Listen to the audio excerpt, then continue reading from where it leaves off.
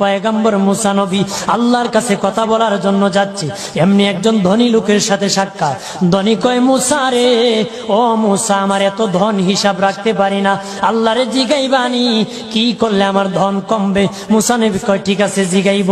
একজন বৃদ্ধার সাথে একজন মহিলার সাথে দেখা। মহিলা কয়, মুসা কই যাও, কই যাও রে মুসা? মুসা নবী কয়, তোর পাহাড়ে যাব, আল্লাহর সাথে কথা বল।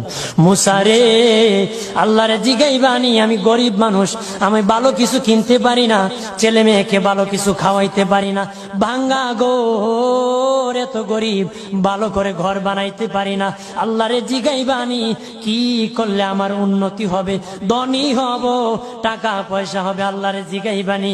আল্লাহ মুসা নবী কয়, ঠিক আছে, আল্লাহরে জিগাইব, তুমি কেমনে ধনী হইবা? আল্লাহ নবী মুসা নবী তিন রাস্তার মোড়ে যা দেখে একটা লোক বসে আছে, তার দুই হাত নাই, দুই পা নাই, দুই হাত নাই, দুই পা নাই। ওই লোক ডাক দিয়া কয়, মুসা রে, জীবনে কোনোদিন নিজে হাঁটতে পারি নাই, নিজ হাতে খেতে পারি নাই, কেউ খাওয়াইলে খাই, নতুবা উপবাস থাকি, বৃষ্টি আসলে ভিজি, সেখানে আমি আবার শুকাই। ও মুসা, জীবনে কোনো কাজে দুনিয়ার লাগি নাই, আল্লাহরে জিগাইবানি কোন কারণে আমারে বানাইছে? আল্লাহ কয়, জিগাই মনে। মুসা নবী কয়, আল্লাহরে তোর পাহাড়ে মুসা নবী, মুসা ছিল কালিমুল্লাহ, কথা বলার প্রেম ছিল, কথা বলতো, কথা বলার প্রেম ছিল। কথা বলতে বলতে শেষ দিকে কয়, আল্লাহ গো, আসার সময় তিনটা লোক আমার কাছে প্রশ্ন করেছে, একজন লোক হলো ধনী, কিভাবে তার ধন কমবে গো? আল্লাহ বলেন, মুসা রে, তারে জানায়া দাও যাকাত দেওয়া যেন বন্ধ করে দে, শুকরিয়া আদায় করা যেন বন্ধ করে দে, তাহলে আমি প্রভু আল্লাহ সুবহানাহু ওয়া তাআলা তার ধন কমায়া দিব। যদি শুকরিয়া আদায় বন্ধ করে, তাহলে ধন আমি কমাই। এরপরে মুসা নবী বলে, ও মালিক, আল্লাহ একজন মহিলা বলেছে তার গরিব মানুষ গরিবী হালত যায় না, যত ইনকাম করে তার একটা ভাঙ্গা ঘর, ভালো ঘর বানাইতে পারে না গো। ও প্রভু, কি করলে তার ঘর উন্নতি হবে, তার অবনতির থেকে উন্নতি হবে? আল্লাহ বলেন, মুসা রে, মহিলারে জানিয়ে দিও, তারে আমি যা দিয়েছি তার উপর যেন সে শুকরিয়া আদায় করে। মুসা নবী বলে, মালিক, তিন রাস্তার মোড়ে গো আল্লাহ, একটা লোক তুমিও দেখতেছো যার হাত নাই, পা নাই। কত মানুষ হাত নাই গো, কত মানুষের পা নাই রে। আল্লাহ কত সুন্দর হাত পা দিয়েছে, কত সুন্দর জবান দিছে, শ্বাস দিতেছে আর নিতেছে। আইসিইউ লাইফ সাপোর্টে যদি একদিন তাকে 50-60 হাজার টাকা লাগে রে। 80 বছর, 100 বছর, 40 বছর, 25 বছর আল্লাহ হায়াত দিল রে। বলো রে শাস্তাগঞ্জের সুন্নি জনতা, আল্লাহরে জীবনে কয় টাকা তোমরা দিছো? কয় টাকা আল্লাহরে দিছো? এদের শ্বাস দিল, অক্সিজেন দিল আর নিল। অক্সিজেন যদি বন্ধ হয়ে যায় প্রাণ বাঁচবে না রে। শ্বাস যদি নিতেও না পারো জীবন শেষ, ছাড়তেও না পারো জীবন শেষ। অক্সিজেন আল্লাহ দিল, বিনা টাকায় দিল, বিনা পয়সায় দিল, আল্লাহর শুকরিয়া আদায় করতে হবে। আল্লাহ কয়, মুসা, যে লোক হাত পাও দেই নাই তারে আমি বানাইছি জাহান্নামের একটা ছিদ্রি আছে, এই ছিদ্রিটা ভরার জন্য,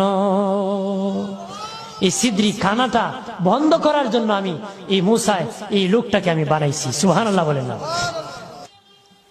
মানুষের সম্মান বেশি, মানুষের ইজ্জত বেশি, সৌন্দর্য মানুষের বেশি। আবু বকর সিদ্দিক রাদিয়াল্লাহু তাআলা আনহু মসজিদ নববীতে নবীর পাশে নামাজ পড়ার জন্য যাচ্ছেন গো বাবাজি। ওনার সামনে বৃদ্ধা একজন ইহুদি পড়েছে, বৃদ্ধ মানুষ কুটকুট করে হাঁটতেছে লাঠি বর করে।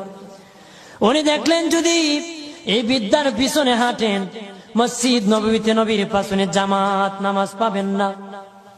আর যদি ধাক্কা দিয়ে চলে যান মুরব্বীর সাথে বেয়াদবি হবে। আবু বকর সিদ্দিক রাদিয়াল্লাহু তাআলা আনহু আদব দেখাইয়া মুরব্বীর পাশনে আস্তে আস্তে আস্তে আস্তে হাঁটতেছে। মানুষের সম্মান করলে আল্লাহ কত খুশি হয়, আর মানুষকে যে আল্লাহ সুন্দর করে বানায়। আল্লাহ নবী মসজিদ নববীতে সে রুকুর মধ্যে চলে গেছেন, রুকুর মধ্যে চলে গেছেন, রুকুতে কের মধ্যে চলে গেছে, জোরে বলেন, রুকুর মধ্যে চলে গেছেন আল্লাহর নবী।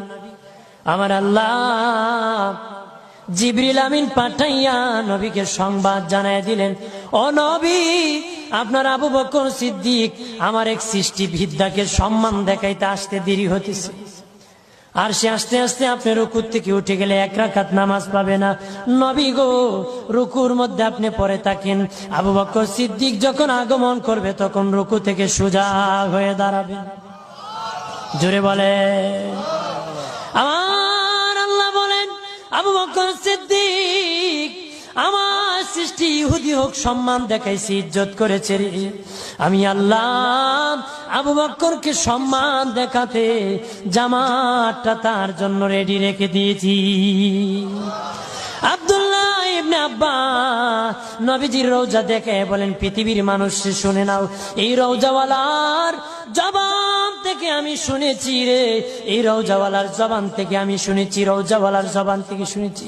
নবী বলেছেন, কোন বৃদ্ধ মানুষ যদি একটা গাঁটি নিয়ে দেয়, কেউ এগিয়ে দেয়, লাঠি পরে যদি উঠাইয়া দেয়, বৃদ্ধ মানুষ হাঁটতে পারে না, ধরিয়া ধরিয়া বাড়ি পর্যন্ত পৌঁছায় দেয়। আব্দুল্লাহ ইবনে আব্বাস বলেন, এই নবীর রওজাওয়ালার জবান থেকে, আমার নবীর জবান থেকে শুনেছি। নবী বলেছেন, আমার মসজিদে নববীতে যদি কেউ 10 বছর ইতিকাফ করে একজন বৃদ্ধার লাঠি উঠাই দিলে 10 বছর ইতিকাফ করার সওয়াব আমলনামায় পাবে।